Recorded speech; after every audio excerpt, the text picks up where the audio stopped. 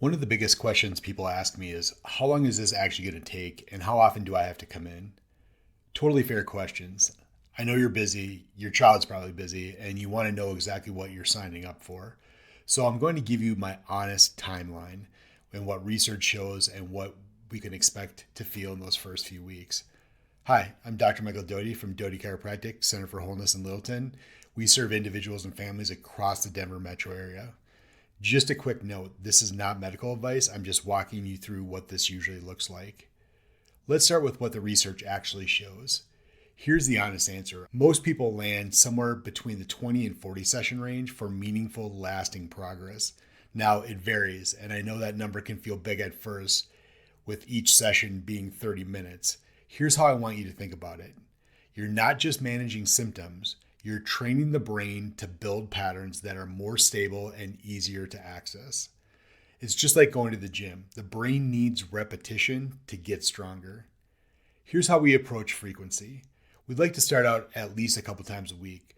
We can do more if it works with your schedule, but twice a week gives us good momentum. Why?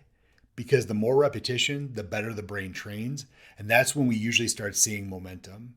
If twice a week feels impossible, we'll still build a plan that works. Consistency matters more than perfection. After about the first month, we can drop it down to once a week depending on your schedule and how things are going. But here's the key.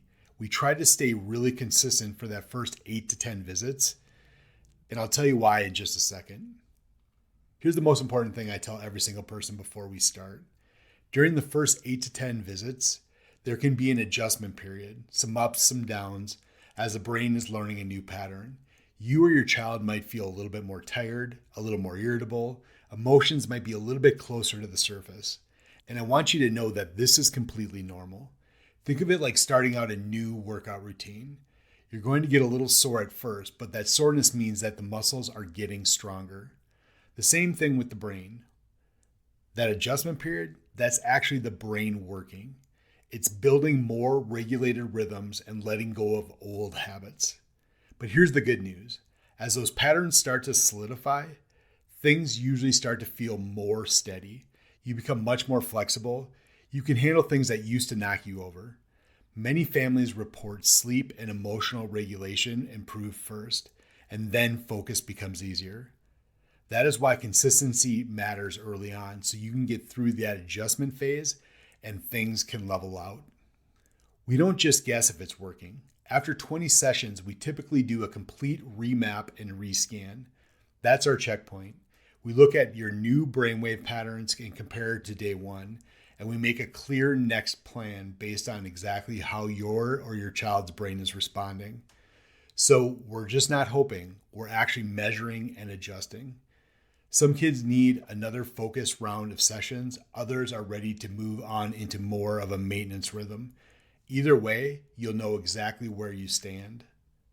For most families, the overall timeline is roughly 3 to 6 months, depending on the frequency and what we're working with. And if you're a busy family, you're not alone. That's almost everyone we see. We work with families who stack sessions after school on the same days each week, come during lunch breaks, or alternate which parent brings the child. We look at your reality and figure out how to make this work. The consistency matters, but it doesn't have to be perfect to be effective.